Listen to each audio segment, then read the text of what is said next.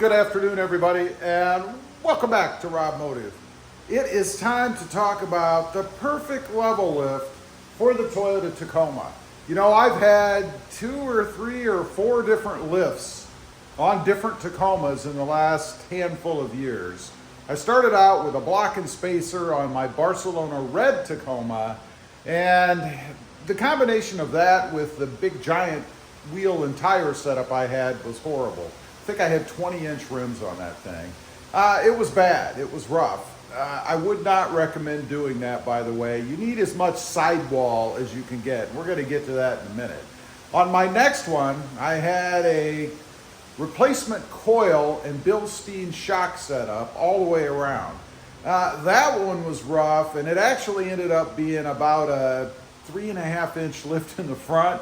Looked like I was trying to take off. Had that Baja kind of look to it. I wasn't a fan. I even blew a CV axle boot because of the bad angle that it created. Definitely wouldn't go that way. Next up is this truck. This is a 2021. It's an SR5. And I decided to just level it out as opposed to raising the whole truck. And I think it's an awesome look for the truck. I really do.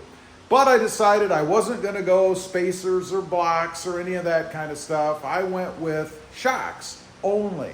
I did not replace the coils. Again, I was looking to level the truck. And I've achieved that, I think. I'm probably a little bit less than a 1/4 inch off between the front and the back. And that's because of the settings you can choose with the Bilstein adjustable shocks. Ride quality wise, it's perfect. You'd never know I did anything. Let's take a real quick look. You can kind of see them under there. They're the Bilstein Blue, of course. Right over there, you can see the setup. Again, we have the original setup otherwise, as far as the coils and all the other parts down there. Now, I mentioned ride quality.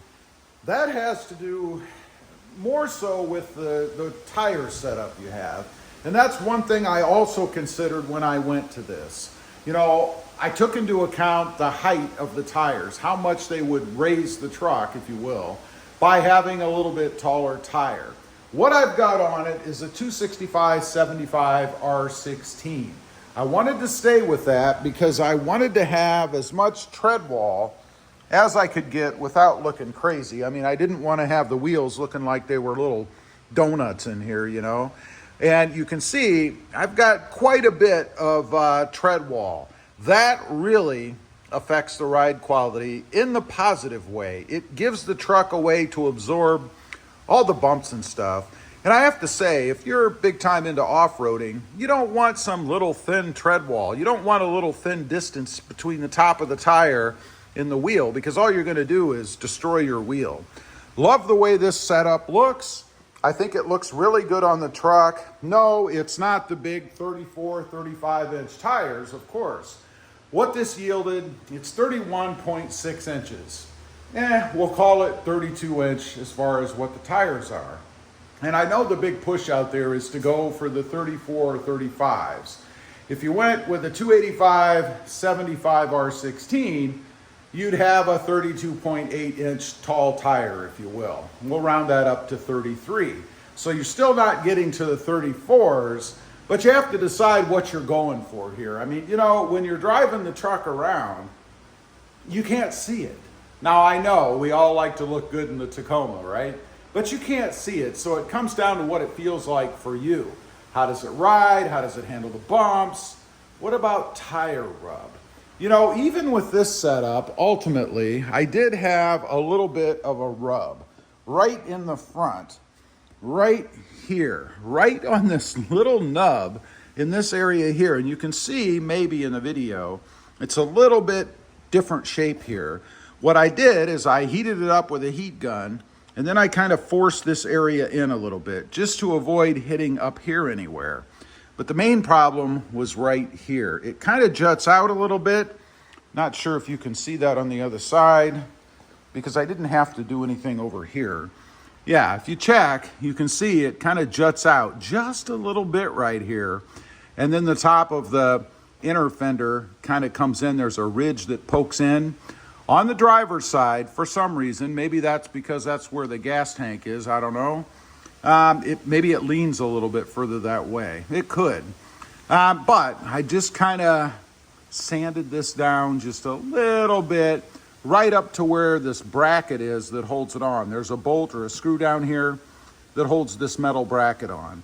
And that's all it really took. Didn't have any issues with rubbing in the back. Plenty of space back there, so no issues.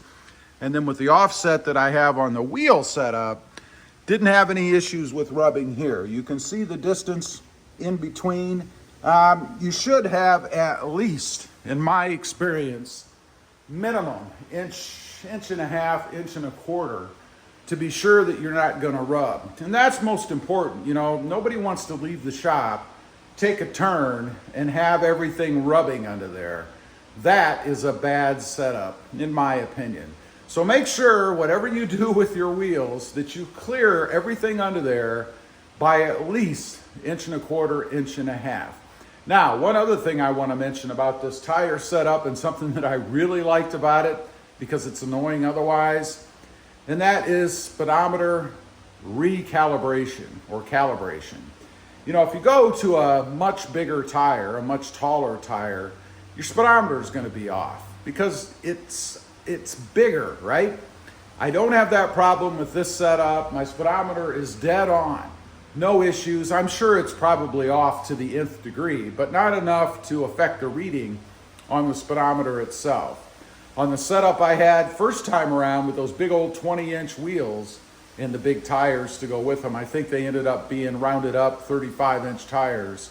I was off 3 to 4, 5 mile an hour depending on my speed. Very annoying. Now, you can get it recalibrated. You can take it to the shop and have them hook it up and recalibrate it for you, but not something that I wanted to screw with.